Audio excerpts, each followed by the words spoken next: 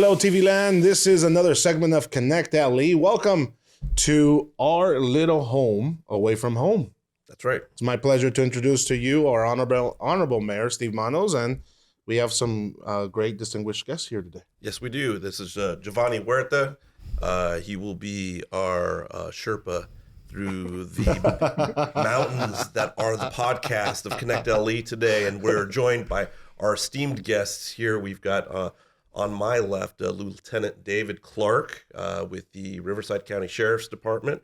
And on our right, we have our captain for the fire department here in Lake Elsinore, and that's Lonnie Olson. And thank you both for being here. It's going to be a great show. Going to be a great show, Dave. Thank you guys for both coming on. We're going to talk about everything possible, even the most uncomfortable things that you guys don't want to talk about. Perfect. It's not going to be that bad. No, it's not. We're setting up for the title. I'm actually very proud of the title. I mentioned it to you guys. As a newsy guy, it's a good title. We got a little title that's going to be interesting. The mayor says it's very poetic. Well, you guys be the judge of that. The segment today is Behind the Badge and Beyond the Flames. Wow. How about that? All right, now you're overdoing it. Right. Well, it's not as bad as like Firewatch 2024, No. Every time it gets hot, right? Or something like that. Or Poppy Armageddon. No. We have a tendency to exaggerate. Like Elsinore, just a little bit. Just a tad bit, darn news guys, I'll tell you. Well, again, this is exciting. I'm excited to announce as well that we've been doing pretty darn well when it comes down to these podcasts. The community has been responding very well. I agree. All of this is in an effort to be more transparent, get more information out there. We have actually expanded our offering. You can now find this podcast at Facebook, Instagram, YouTube, and now Spotify.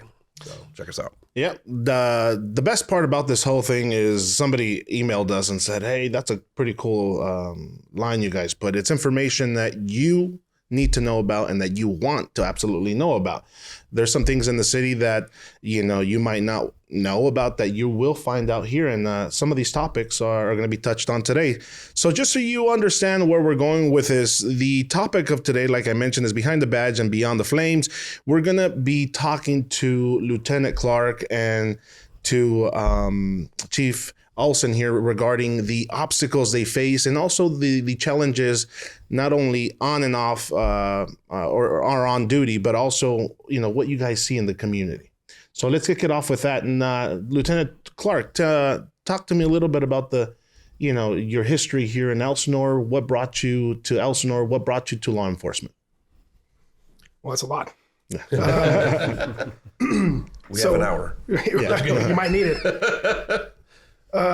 So I started college off as an engineering major. I didn't intend to be a police officer or deputy sheriff, but somewhere along the line, I figured out that it wasn't for me. My father's an engineer, my uncle's an engineer, my grandfather's an engineer, and it just wasn't the path I wanted to go. How was that dinner conversation? Yeah, some disappointed people, for sure. Wow. And our sheriff has a saying, it's very accurate, that you don't choose this career chooses you. And some people find that calling different stages in life. I know guys and girls that since they can remember, small children, they nothing to be a firefighter. All they want to do is be a police officer. Came much later for me. I was in college, so I made a shift, majored in criminal justice, graduated in 99, and started applying for departments. That's awesome. And never looked back after that. No, absolutely not. I couldn't have planned this, but for some reason, I couldn't be happier in the career path I chose. Wow. Would you change anything from then to now? No, I don't think I would. Even I could have made some decisions earlier that maybe would advance my career, but you never know. Without the obstacles you find in life that you overcome, they shape who you are. And especially in law enforcement, it's not necessarily a traditional education that serves you well, but life experience that helps you serve the community. And it's a brotherhood. It's a brotherhood, sisterhood with all the men and women that participate and protect and serve. So a lot of people say, okay, well, you know what? It's more of a, we as blue collar workers, if you will, or or municipal workers, we have a family here, but I would imagine it's so much tighter in law enforcement and in fire when you guys practically live with each other for days at a time. That's true. And it starts for us in the academy. Our academy is about 6 months long, a little less than 1,000 hours of training. It's a paramilitaristic academy. So a lot of physical push-ups, sit-ups, running, and they teach you very early on that you're not an individual, right? If you act like an individual, you're punished. If the whole team is punished. So you learn very on that your individual choices have effects on the entire team. Wow. So if you make a bad decision, everybody suffers for it. Often in the academy, they make you watch while everybody suffers for your bad decisions. Oh. So like very early on, they teach us that you're part of a team, you're part of something that's bigger than yourself. And to have that paradigm that you're making decisions for everybody around you. When do you come to Lake Elsinore?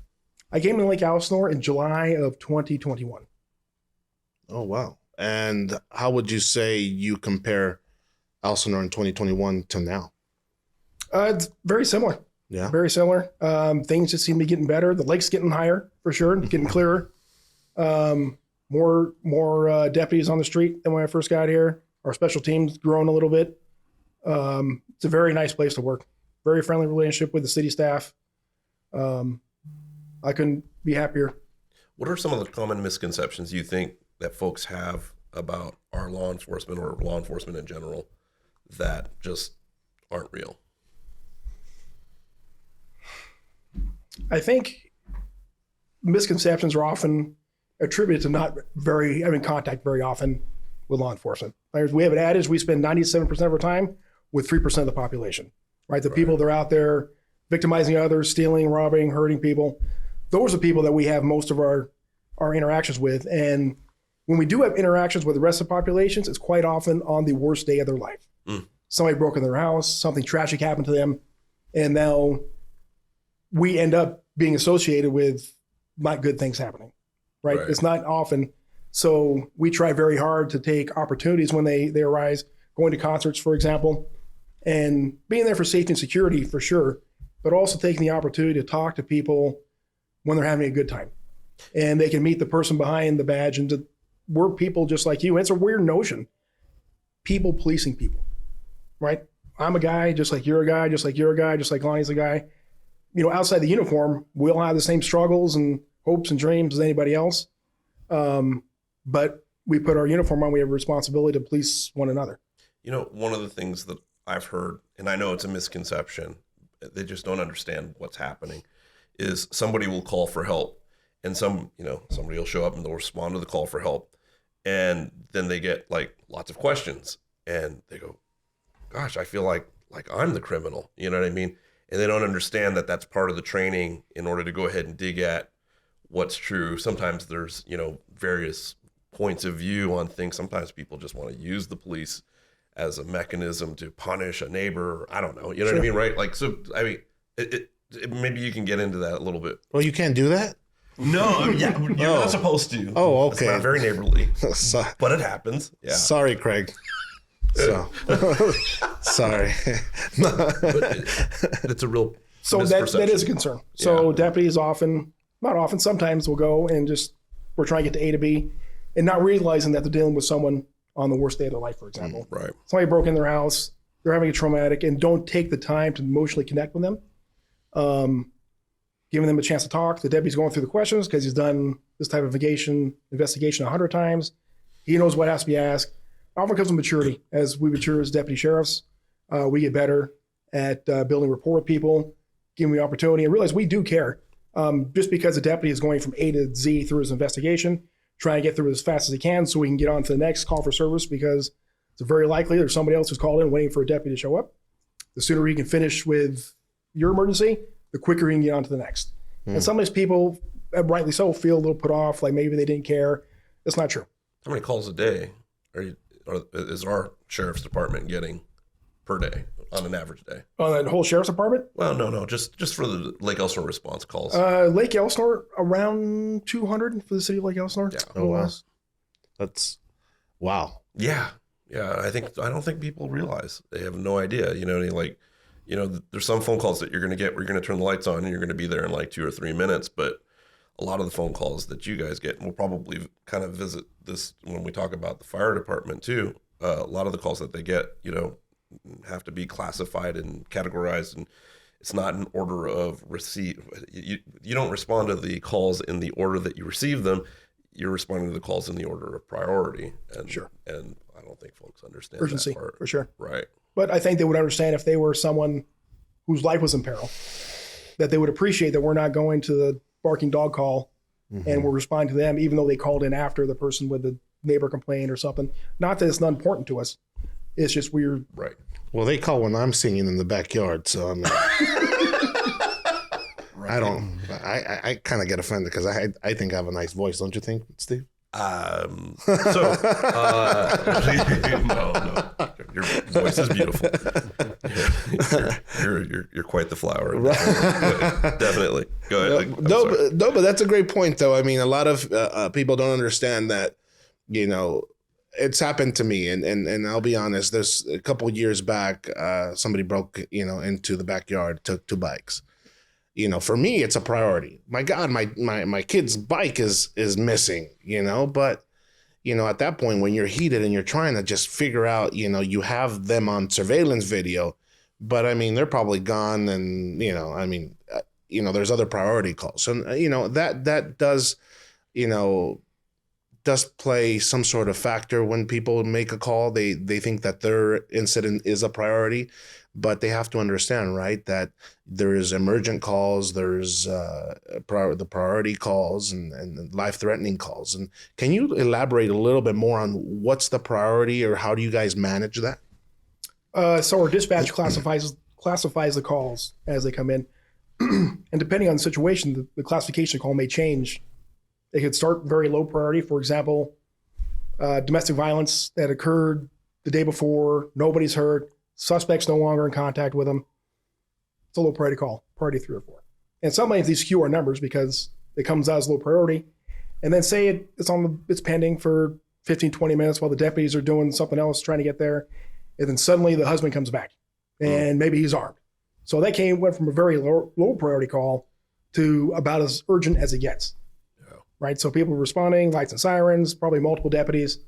And our dispatch does a fantastic job of monitoring the calls as they come in, documenting them. They're really the unsung heroes of our department. Our dispatchers do amazing work. They don't very often get credit for it because they're behind the scenes, right? The deputies, the firefighters, we get all the credit because we're out in the field. People see us. We could not do it without our dispatchers.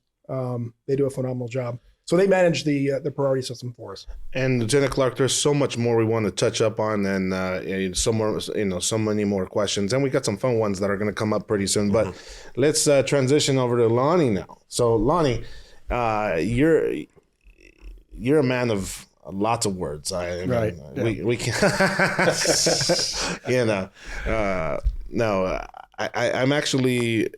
I'm excited to have you on because I've seen you guys in action firsthand during the Holy Fire. That's one of the topics we're gonna touch on, and also, tell us a little bit about yourself. How'd you get into firefighting and your position now?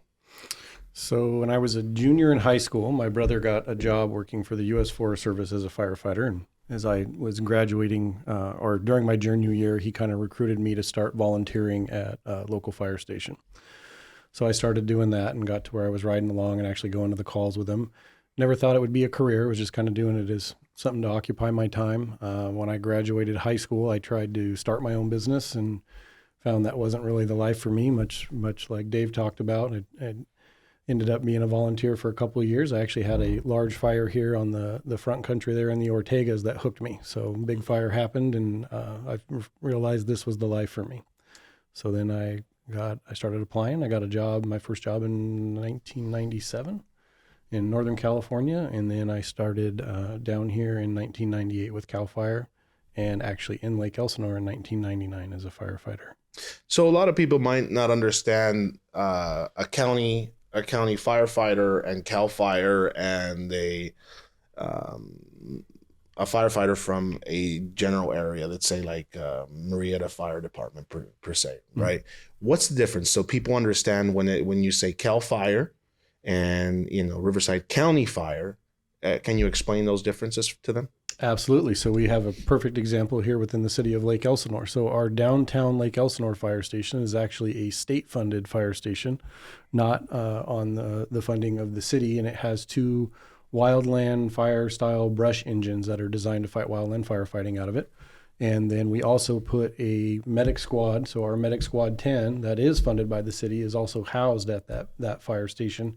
And those CAL FIRE resources are 100% funded by the state, where that state paramedic, that city piece of equipment is contracted through the county fire department and 100% funded by the city to provide paramedic ALS services along with our other 3 fire stations. That's pretty cool to have. Yeah, absolutely. That actually is. It kind of leads into another question, which is, you're the fire department, but that's not what most of your calls come in for, right? Correct. About 80% would be medical emergencies or 80%, rescues. Yep. Right, somewhere around there. And I don't think people recognize that a lot of the services that our fire department usually is a first response to some sort of medical emergency. It's not, you're not just waiting for the ambulance to show up. You're getting a fire service response. And what kind of time frame are you looking at when you kind of a response time when it comes to those types of emergencies? So our emergency calls, our benchmark, our goal is to remain under 5-minute average for the entire city. And we try and build our fire stations where they would, if you put a response blanket, would be 4 minutes apart to keep that average. We're actually talking about adding something new to the system. I know that's not finalized, but we're looking at some potential locations for that right now. I don't know if you're involved with that planning. Yes. Yep. Yeah. So always planning for the future, and none of it's cheap. So trying to get ahead of it and make sure that we are creating the safest city possible. That's certainly true. Definitely. And you know what, Steve, a couple of the questions that we've gotten before when we talk about fire and law enforcement, and you've addressed this a few times. A lot, people say, why don't we have our own firefighters, our own police? But people don't understand it gets pretty expensive, right? Correct me if I'm wrong. Yeah, everything from the equipment to the training to the support services. When you're talking about, just having your own station. For the large part, the stations that are built, the city owns and whatnot too. But it's a whole management issue. The way that the city structure works, you have the council, and the council hires the city manager, and the city manager hires everybody else, basically, except for the city attorney. You need a different type of manager in order to be able to go ahead and run a city that has an internal, police or fire department. It's just bigger, and it gets more complicated, and sometimes gets more political in some respects. So it's a different animal. And I've learned, and you guys can answer this after, but people don't understand that with having Riverside County Sheriff and Cal Fire, and we have the luxury to also have the support and the resources that the rest of the county has. SWAT. And in our case, mutual aid from the state up in Northern California, or wherever we're at. So I'm going to kind of lead into that, and we'll start with you, Lonnie. So mutual aid for an organization like this is important, especially during a holy fire, a holy flood, or something like that, right? Correct. So 2 different pieces. Because we're a part of the county fire department, it's not even considered mutual aid. Mutual aid you'd have to ask for, right? Or go to another department to ask for. But because we're a part of this large 83 fire engine, 94 fire station department, that's just immediate upon dispatch. When we ask for it, it's our equipment. We're all treated as one seamless department. And then the mutual aid piece, we do have that. We actually have automatic aid agreements where we don't have to ask and they just come. And then we have mutual aid where we'll reach out when we have big fires, ask the city of Marietta, Riverside, or Corona, and we'll all share resources and help each other out to whatever capabilities we can. So being part of, say Cal Fire or being part of the Riverside County Sheriff's Department, kind of the same idea. Mm-hmm. You don't even think about city boundaries too much. It's a factor in terms of cost, cost allocation and whatnot, but it's not, in terms of response, if there's an emergency, it's not like there's a guy on the county side that's like, nope, we're just going to watch it burn, sort of thing. That's not the way it works. And that's pretty good. Not that it works that way in places with their own police department. It goes into the mutual aid part of it where you have to request the resources, and it's, you know, a timely thing. But yeah, kind of glossing over it, making it a little bit easier for folks to understand. But yeah, that makes sense. And the same scenario goes for you guys, right? Sure. Very seamless transition for asking for help. Like Lonnie said, it's not technically mutual aid. Like, although we're helping each other, so the words are accurate, it's not mutual aid where we have to get permission, go through a mutual aid coordinator. If we need help, Lake Elsinore on the radio shares a channel with Lake Matthew Station and Paris Station. So the deputies there are hearing the same thing our deputies are hearing. So if they need help, those two stations would come help us. When Deputy Calhoun was murdered, they didn't ask to come, they just went. And I mentioned our dispatch earlier. The dispatch for the entire west end of the county is operated out of one building. So if it went beyond what we were dealing with, what we had to deal with, we would ask for help, and dispatcher would just ask next to her. We're going to patch the channels and send more people. So it's a seamless transition for assistance, where a little more difficult if you're dealing with a small police department that doesn't have the integrated capability the sheriff's department has.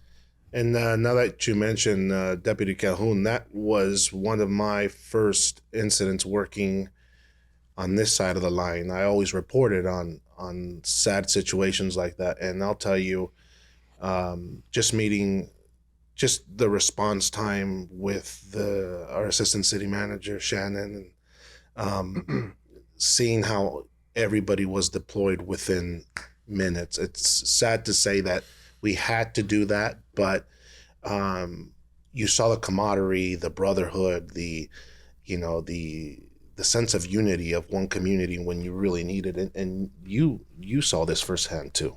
Oh yeah, absolutely. I mean, it's a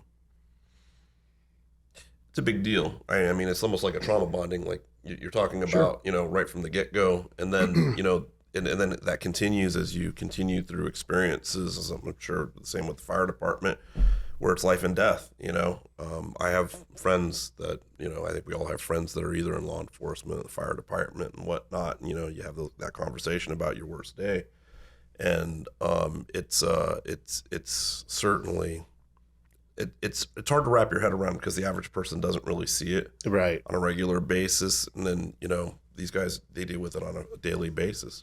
Homelessness is like, you guys deal with homelessness to a certain extent, emergency calls, like these guys have to go ahead and deal with the homelessness. And so I get to hear opinions from two different sides as to, what they see and what they're thinking. And for me as a public official, it helps with the decision-making process. Right. And going now, transitioning to that, what makes it more, what's the biggest obstacle you guys face as law enforcement, especially nowadays in the new era where you arrest the guy and 24 hours later you arrest them again? Sure. And it's just a never-ending cycle. Right. I can sit here and we can say who we want to blame it on, but that's one of the biggest challenges I see. That's my job. Right. Oh, sorry, go ahead. I see that. And same for for fire. You guys keep helping the same people that keep getting into the same trouble, knowing that they're, abusing drugs, and it's, until one day, unfortunately, you find them and it's game over for them. But take me through that, Lieutenant Clark. How difficult is it to be a cop nowadays? It can certainly be more frustrating, as our efforts are less productive than they once were. At least that's my opinion. I think the biggest obstacle, I've said this for years, is apathy, right? We have public meetings, we have get-togethers, and we end up with more deputies in the room than there are people in attendance, even though we did our best effort to, invite people to come, have face contact with whoever, whatever complaints they have. You have, people representing every division of our station. And I have to say, the city of Lake Elsinore is better than any other city I've been in for having public interaction. Still not as good as I think it could be. And going on to apathy is, like, we have to realize our votes, our elections have consequences. Absolutely. That's what they are. The law of the state of California is based on our legislator. I'm a police officer. I don't make the law. I may not agree with the law. I am obligated to enforce the law as it is written by our chosen representatives.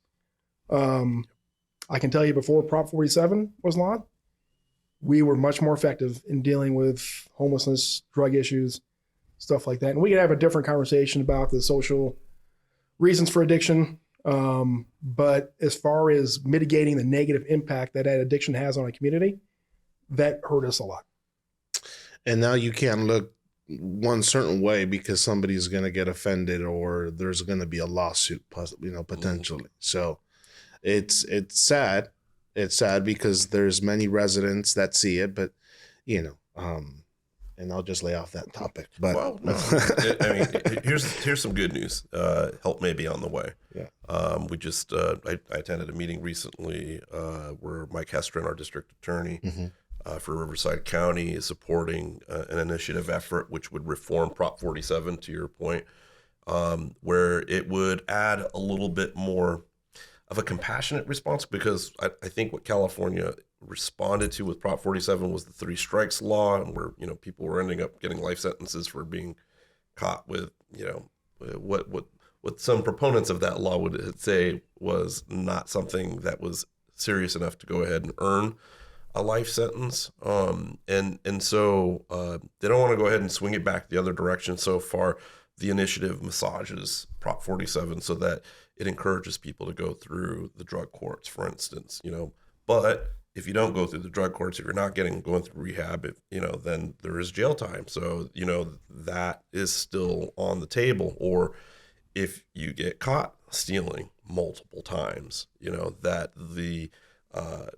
number of transgressions get cumulatively worse and people can end up in jail. So, you can argue about, you can play armchair quarterback and, say, hey, the state's closing down state prisons, after, some of the legislation was in response to them being overcrowded. Well, now you're shutting them down. So you're going to create the same issue again. Maybe we should be looking at keeping those open and readjusting, say, like AB 109, which moved people from the state prison system to the local jail systems. Local jails weren't built to handle some of those folks for, a year or longer. So there's structurally some issues that have to be solved politically. Sure. That the guys on the ground can't resolve, Right. And I think some people might be really surprised, you can speak to this, that if you catch one car thief or one car thief ring, all of a sudden all the cars aren't being stolen anymore. And it's like, wow, it was really just that one small group or one person that was causing all kinds of damage. Sure. Sure. That's what I've learned. Right. And it's not only the From you monetary guys. damage, it doesn't escape us that Right. even though we're not as effective as we were when we arrest people and we put them in jail, that, something as simple as having your catalytic converter stolen is horrible. Besides, it's going to cost you $1,000, $2,000 to have it fixed. We're all busy. We've all been there. You're raising a family. You can only imagine you get up to go to work in the morning. You start your car after a busy day, or maybe you drop the kids at school, and now it sounds like a helicopter. So you're faced with, okay, do I call in sick today? How do I get my kids to school? How do I do whatever? Maybe you miss a day of work, and there's really no repercussions on the people that are the perpetrators of this. Like, that seems to be the focus, as opposed to like, what about the victim? Right. And it's true. I mean, it became a big trend maybe about 5 years ago. I remember doing stories on a constant basis, just, reporting at dealerships where people would go and, hit 6, 7 of these cars. And I mean, I didn't know back then that you can get a pretty penny for those catalytic converters. I mean, up to, $1,500, and there's some people that just don't disregard the expense. I mean, for a common folk that, just like you mentioned, Lieutenant Clark, you get somebody that's struggling to pay rent. You get this situation, they steal your catalytic converter. Now you're deciding whether you're going to fix your car or pay your rent. Right. And you're right. There's people out there that I and I'm sure you guys can agree, but I mean, should be sterile for the rest of their life. Yeah. It's sad to say, but society takes for granted law enforcement and firefighters are out there trying to enforce, law and trying to protect and, or to, protect and serve, the common folk that get sick. And then you guys respond to a call, a medical aid or a drug, somebody overdosing. Instead of saying, thank you for saving my life, they're effing you off and saying this and saying that. I mean, that's why I could never be a cop or a firefighter. I don't have the patience to deal with that kind of stupidity, if you will. So how do you guys do it? Lonnie, let me ask. I'm going to change the topic just a little bit. How's recruiting going for CAL FIRE right now? So recruiting is very interesting. I think for both all public safety agencies, at one point we had lines at the door and we're being very selective. Post-COVID and new generations, people aren't as interested in those blue-collar style jobs. So we've actually had to learn how to become a recruiting agency. We've employed going through some of our local military and using the veteran preference money that they get to do job placement. That's one of the avenues that we're working on. A big one that's hurting us right now is the paramedic ranks. Especially with COVID, you can't teach somebody to be a firefighter or a paramedic when they're online training, right? It's hands-on skill level stuff. So there was a large gap as kids wouldn't go to college for various reasons during the COVID period. There created a good gap in our job pool. So we're starting to build that back up now and look at new ways like utilizing some of the military placement programs and that to build our strengths. We've actually had kind of a similar problem at City Hall at some various points where we had a gap in kind of the new talent for engineering and planning.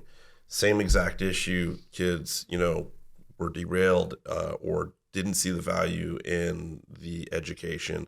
And so we're dealing with a smaller and smaller pool of candidates for those types of qualified candidates for those types of positions. How can somebody who wanted to be a firefighter go out and become a firefighter? What's the best? If I was 18 and I wanted to go ahead and become a firefighter, how would I go about doing that?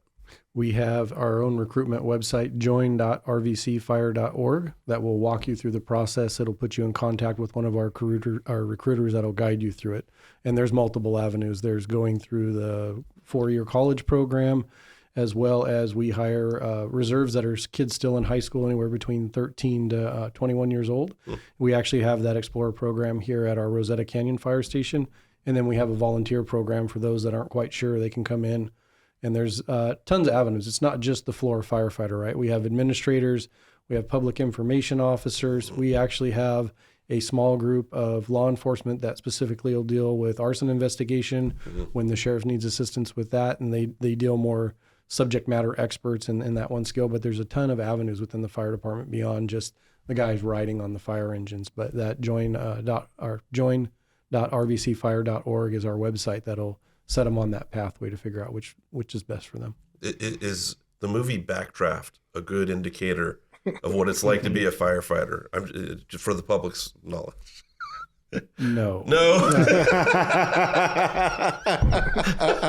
Those are small moments in time. All right. Okay. Fair enough. Then the other question is Reno 911?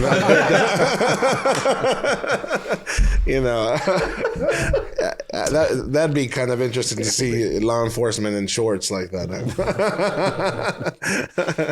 Well, no, it's definitely, that's a great question, Steve, because I did not know that because of COVID now there's a lack of people interested.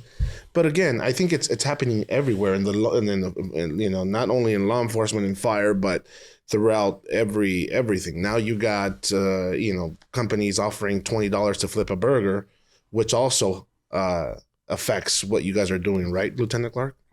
Sure, we have to compete in the job market just like any other employer. And like Lonnie mentioned, there was a time when I got hired, likely when you got hired, we were testing for a few spots against hundreds of people. Like you had to really go and duke it out, and you had to be the top to have an opportunity.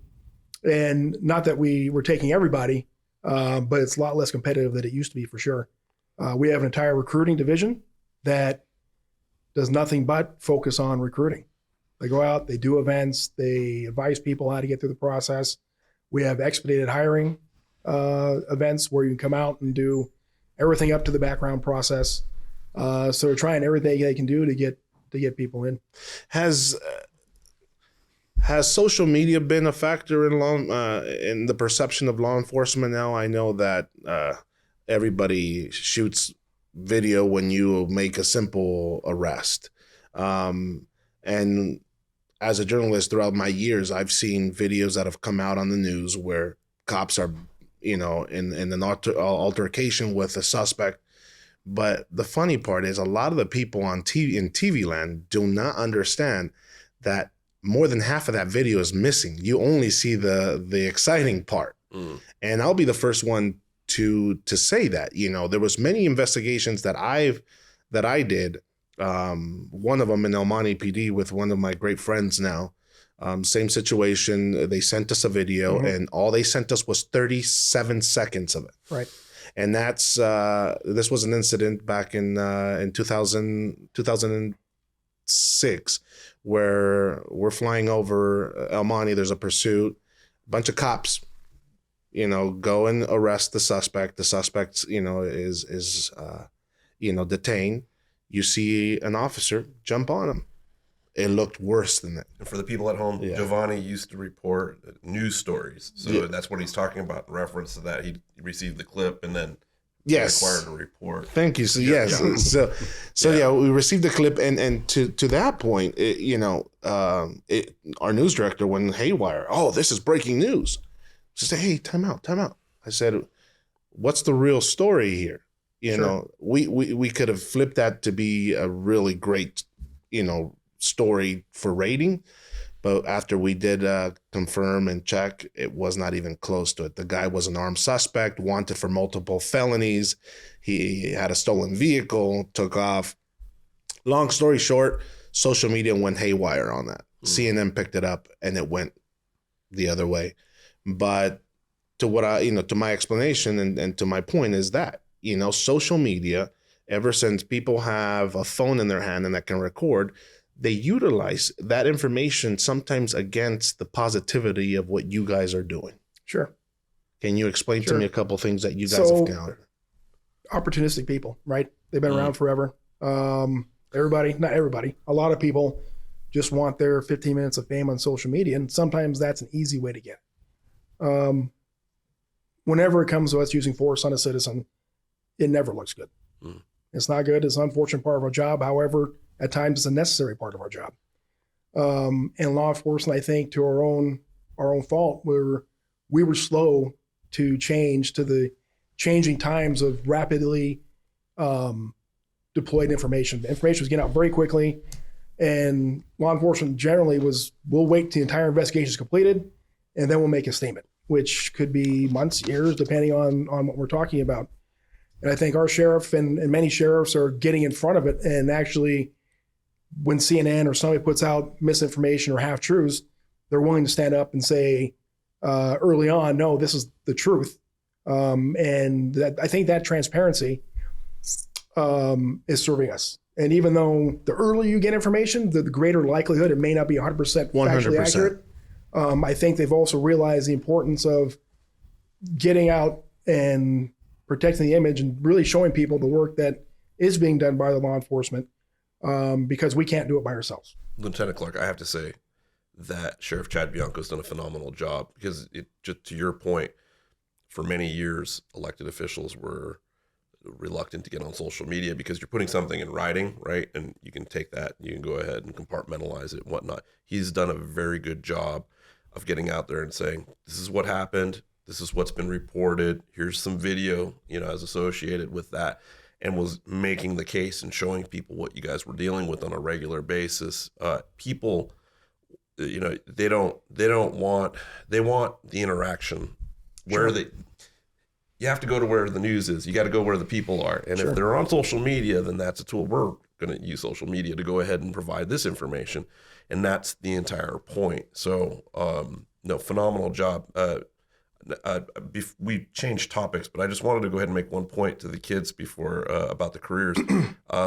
AI is getting rid of a lot of different jobs out there. It's not going to get rid of these two jobs. That's for darn sure. You're always going to need some human being. I mean, eventually they might have robots. I don't know. I mean, our robot overlords may eventually take over. But until that happens, there will be human beings involved with firefighting and law enforcement and life-saving skills. Definitely. Yeah, not unless AI can tell a drone to drop water over a fire or something, but that would not be good. But sticking to the technology portion of what we're talking about, how has technology changed the way policing and fire are being done now? Me to go? Yeah. So we are using drones. We use them in more of like a search and rescue capacity. And then something that we actually released within the last year is we have cameras up at all the major peaks throughout the county. And they have AI that actually detects smoke. And we got a call. Actually, the cameras detected us to a fire in the Sage area last year before we even received the first 911 call. So those kind of technologies are out there, and we've got cameras spread throughout the entire county and the state at this point that we use it. And then all of that information is fed to your cell phone, so it's almost immediate notification. And then we use the computer technology also to do that dispatch triage you were talking about to determine between calls what's an emergency and what's not. There's actually set algorithms that our dispatchers follow, and that determines what the sense of urgency and where the call is triaged. Mm. Yeah.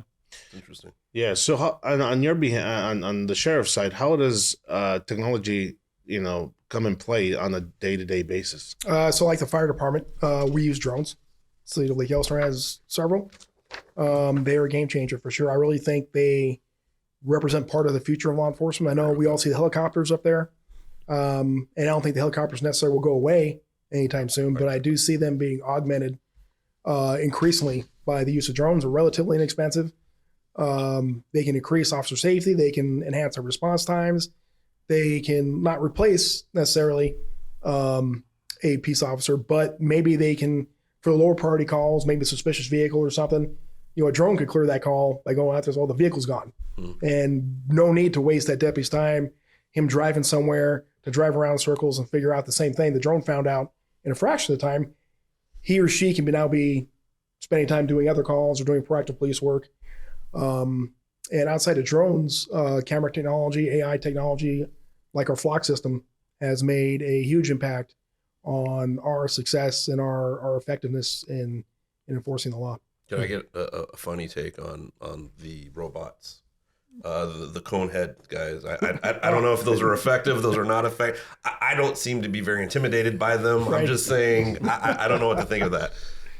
I haven't seen them. Oh, you haven't seen them? I haven't seen them. If you've been to Pechanga, they have them right. Yes. And I've heard in some cities they've not done very well. I was at Pechanga yesterday and I saw it. Oh, did you? Yeah, Okay. I thought it was kind of hilarious, but I guess it's just a surveillance kind of. I mean, it's not going to go ahead and stop somebody from getting in a fight or anything. no, it's I can imagine this. Stop, robber. Stop. Like if it even had arms to do that. Well, it yeah. Well, I mean, unless they're inside and they come out. I don't know. Anyways, yeah. Sorry, I'm having fun now. Let's talk about something a little more serious. We'll go to the sheriff's department. De-escalation techniques has that changed over the years? Is there a greater emphasis on that now? There's been more attention paid to it. Talk about that a little bit. It sure has. We've always used the escalation techniques, but now our officers our deputies go through required training annually on de-escalation techniques, and a lot of it, like we said, is part of life experience to be able to connect with someone at a completely random time about a completely unforeseen circumstance and be able to build the rapport to talk them out of something so we don't have to use force. Mm-hmm. That's really our last option. If we have to use force, we don't want to be the minimum we can. So the Sheriff's Department has invested in less lethal options so we can de-escalate sometimes by force. So the situation doesn't escalate further requiring force like deadly force, or we end up in a shooting where we were able to intervene earlier with a less lethal option. Wow. Well, I want to ask this question. best day, most memorable best day that you've had as a firefighter? Ooh, that's a good one. I like these. And it's not. I know it's meeting me, but the other one. Oh man! Now I got to rethink my answer. Probably when I was a fairly new firefighter paramedic. We had a save of a mom that was she was maybe 40 years old. She had a heart attack. We were able to save her and bring her back, and she brought her entire family to the fire station. So to see that generational appreciation was pretty rewarding. That's amazing. That's very cool. Same question, Lieutenant Clark. Best day. Best day? Best day. Outside of when I met you? Yeah. Best day. That's usually a tough day. Right. I deal with the smart ass. Go ahead. There's been some good ones for sure. Probably the earliest one I remember, I was on a special enforcement team, not in El Sonora, another one of our contract cities. And we had a call from San Bernardino County Sheriff's Department. One of their deputies was flagged down by a guy who said his wife was being smuggled over from Mexico. The coyotes had her in a house and had broken her legs and were refusing to let her go unless he came up with more money. He didn't have more money. He already paid him. He was driving bonsais from Colorado to California and was running out of gas, both figuratively and literally. So ultimately we were able to find her, and sounds far-fetched, right? So sometimes things don't pan out. Using some investigative means, we were able to locate the house, got her and her assailant into custody. And when they met, like you could tell, he really thought he was never going to see his wife again. Oh my God. Broke into tears, broke down. Oh wow. So one of the wins for us for sure. Wow. That's a good one. That's insane. Well, let me ask you that same question. Huh? As a politician and the leader of a community. Well, I don't have any great stories like with our two guests here, unfortunately. But I would say the best day is a little bit softer, if you would. Did a presentation at one of our local elementary schools.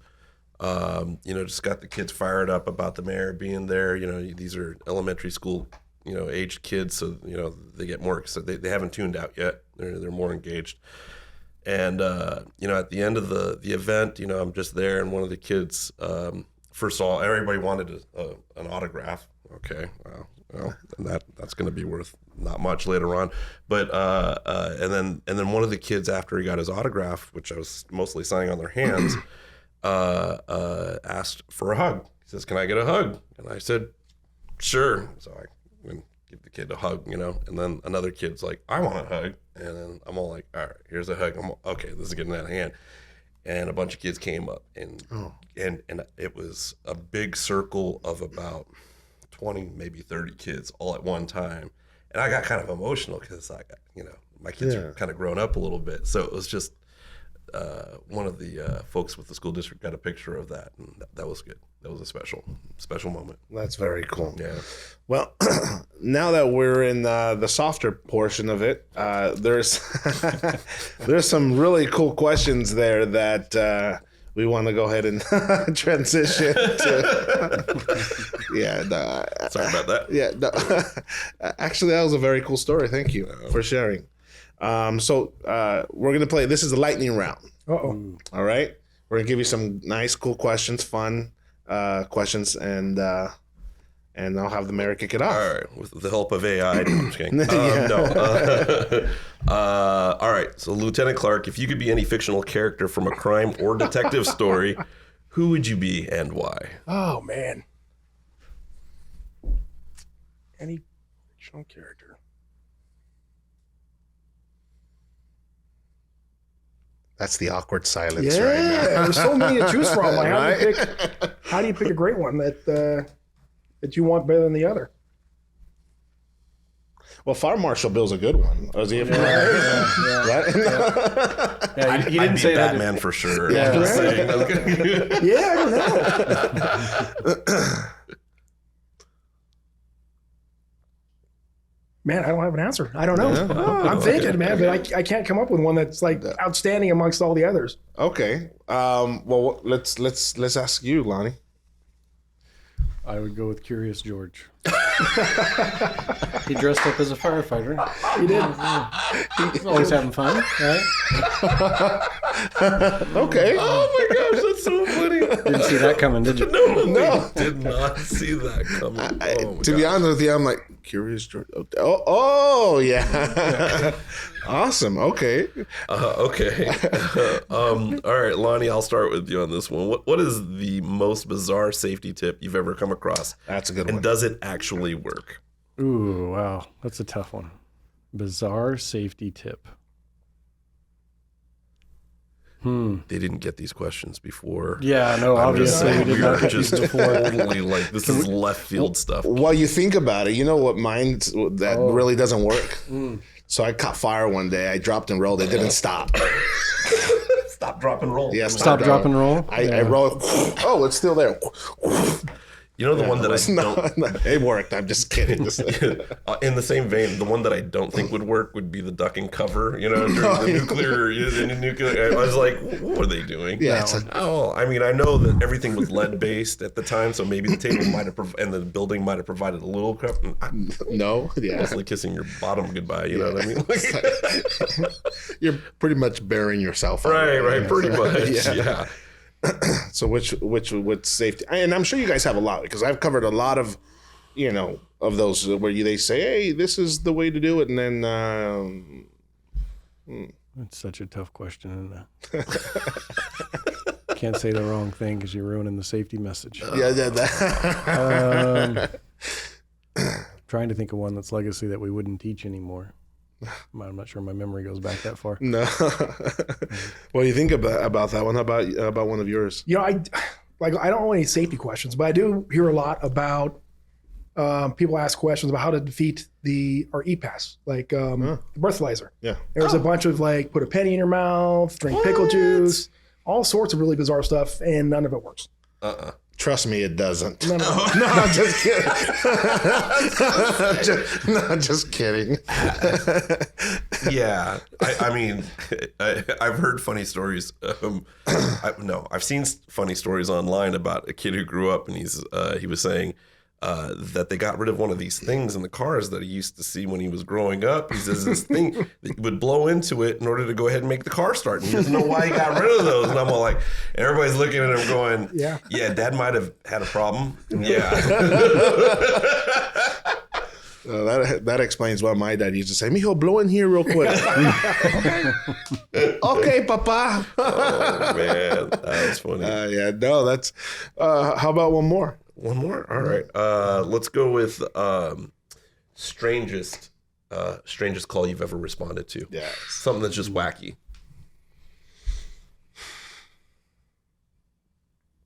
Man, you guys are killing me. You're killing us. These are tough questions. Strangest call. So you're gonna tell me you've never been in a helicopter But he's- cruising in the air? He's got to keep it clean too. Oh, that's the other right. problem. So, I mean, that's the other problem. Well, there's only one I can tell in front of the kids. I'm just kidding. Right? You guys have to give me a minute. Okay. Yeah. Okay. Lonnie. No, I was hoping he'd keep stalling. What? You guys don't have any wacky calls as a kid? Oh man. I'm trying to think of It's like one as writer's an block. I'm trying to think of one as an Exactly elected like official writer's now. block. Let me think. I get lots of interesting calls from individuals asking for, all sorts of. You sometimes you feel like you're the genie in the lamp, and they make a phone call and they rub you, and you're going to give them what you want with a magic wand in some way, shape, or form. But I think the weirdest one was when it was raining, and somebody said that their house was flooding. Could they get some sandbags and whatnot? And I called the city staff, and I was like, "Can we help this person? They're too old. They couldn't get the sandbags themselves." And city staff is like all hands on deck whenever there's heavy rains. And so my wife and I decided, you know what, we'll just be good Samaritans. We'll go out, we'll go ahead and fill up a bunch of sandbags. We'll go ahead and drop them off. And the really weird thing is that we showed up and they weren't flooding at all. You know what I mean? It was just somebody looking for attention. That was kind of wacky. That's wacky. That was a little wacky to me. We were like, okay. So that was, That's yeah, real wacky. it was a little bit of a letdown, but Nothing yet. Nothing good. Okay, well, I'm gonna tell one of my reporter ones, which is really good. So, they call us at the newsroom, and they're like, "Oh, there's a breaking news story." So we show up. Of course, we had no other story that day, so we said anything is good at this point. So we're going down South Central, and this is off of Main and Central. So we're heading down, and the call came in as a guy that was trapped on the light pole. So we show up. There was a guy on the light pole, but it was a Southern California Edison guy. Oh my gosh. So we show up, Oh my gosh. and the guy was up there. The story was that he was not trapped up there. His engine, his car, the one that hoists up the I was going to say the word I always say, but I'm not going to say it. It's the I guess the ladder truck, or not a ladder truck, Bucket. that's the bucket. There you go. See that. And so the bucket, that's on the truck ran out of gas. Whoa. Oh, how bummer. So he was stuck, but he was not in distress. Right. So I show up and I see the guy up there, right? And I always should trust but verify. We're setting up our live shot. Okay, hey, here we go. And then right when we're about to go live, our producer's like, okay, you stand by, 5, 4. And the thing is like, and I'm like, wait a minute. So I'm live at this point. I'm walking up to the guy. He's down. Oh my gosh. And I'm like, so we understand you were stuck up there. He's like, man, I wasn't stuck. He says, I just ran out of gas. That was a story. Wow. That's fun. I need to look for the clip and made Jimmy Kimmel. I can remember a lot. Yeah. I can remember a wacky law enforcement story here locally now. The person parachuting got caught in power lines. Ooh, Remember that one? Mm-hmm. Yeah. I mean, they survived, thankfully, but that was weird. they were just hanging out.